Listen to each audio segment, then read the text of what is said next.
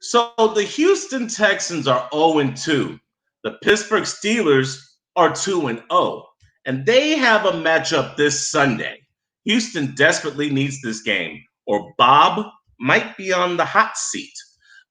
Pittsburgh wants to keep the ball rolling, and Tomlin is looking for some RESPECT. Let's bring in the visiting team first.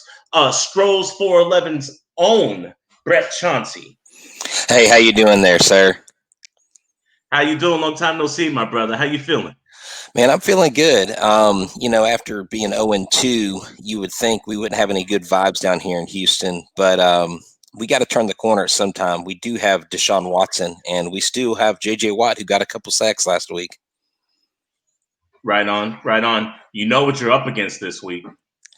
Yeah, I do. It seems like a rejuvenated Ben Roethlisberger, the quarterback that doesn't seem to go down, and Juju Smith-Schuster seems to be cementing his place. And now we're playing against T.J. Watt, who may be vying for Defensive Player of the Year. With that being said, enter in the young phenom, Daniel Paquero.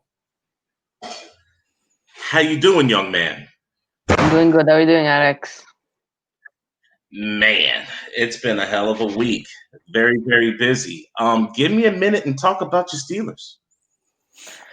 Well, last week we won against Denver. We almost lost it. Thank God for Terrell Edmonds getting the clutch sack on Jeff Driscoll.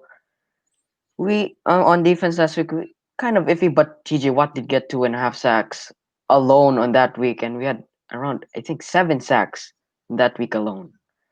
And Ben Roethlisberger was looking good. He had that one interception. We only limited that to 3 points, but I think he can do well against JJ Watt.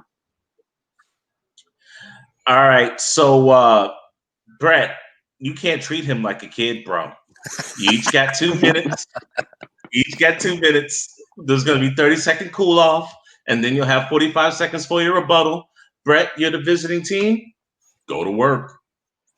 All right, well, Daniel, I was watching the Steelers play the Oilers before you even born. So let's talk about football here. Number one, the number one key to beating Ben Roethlisberger is we got to give him different looks. We got to be innovative. We've got to allow Deshaun Watson to do his thing. He's kind of gone off into his own little bubble and ball, and I think the coaches need to stop talking in his ear so much.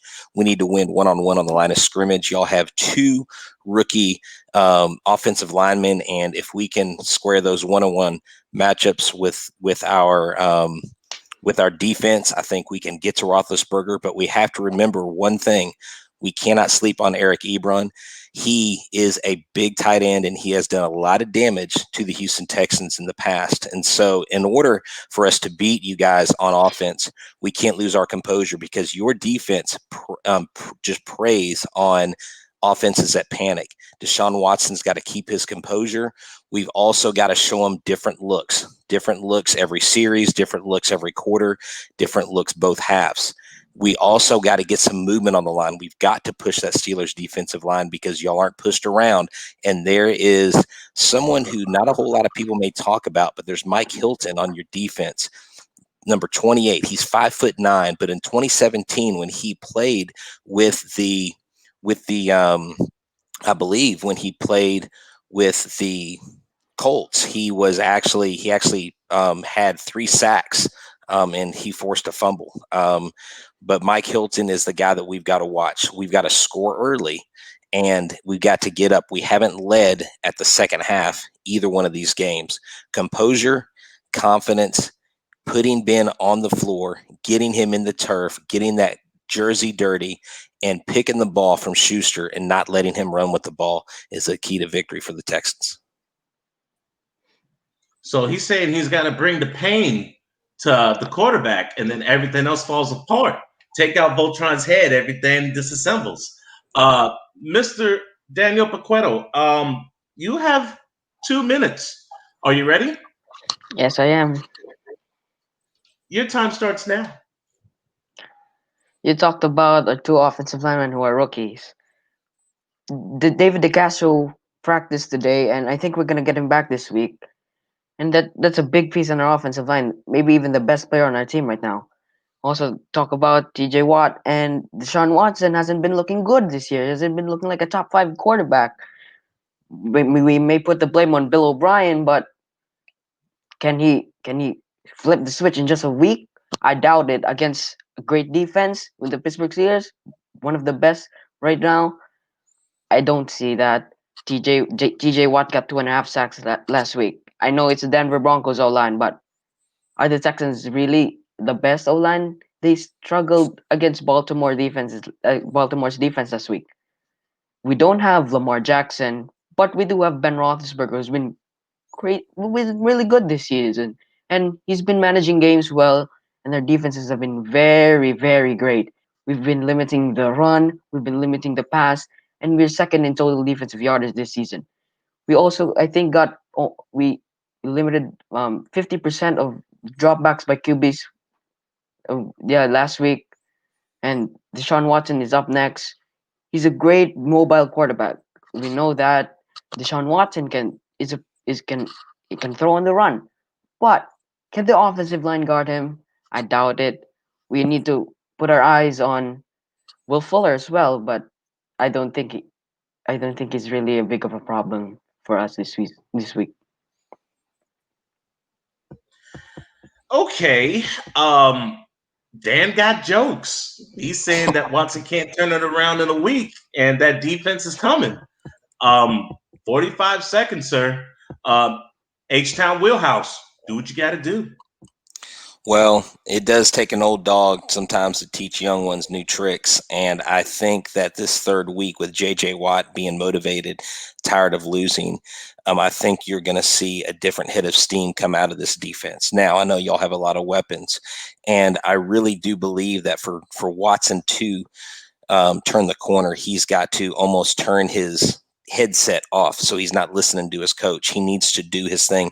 If he is able to create with his feet, if his line is able to hold and get that movement that I talked about, he will get those strikes. So remember, he's got Johnson coming out of the backfield, Fuller, Crooks has been looking really, really good.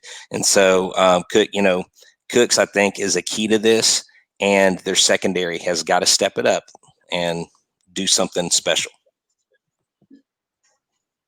True talk. Now, after this debate is over, Brett, I want to give you 2 minutes so that way you can explain your feelings on how you feel about a certain somebody, okay? Daniel, you get the final word, sir. Your time starts now. Looking what we saw last week against Baltimore, they limited Deshaun Watson so much. I think we have a better defense in Baltimore. Our front seven suffocates the offensive line, and I don't think David Johnson will be very big factor because we limited Saquon Barkley to only 6 rushing yards week 1. Week 2, only 70 to Melvin Gordon. But I don't. We can pull out a victory here if the play calling's been good and the defense is gonna go well against Deshaun Watson. Daniel, can you tell people where they can find you on social media? You can find me on Facebook, on my Facebook page, Some Steeler Fan, and yeah, I post during games, during plays, and yeah, that you can find me on Facebook at Daniel Bankrigo. Thank you, young man. Carousel, yeah. Carousel, yeah.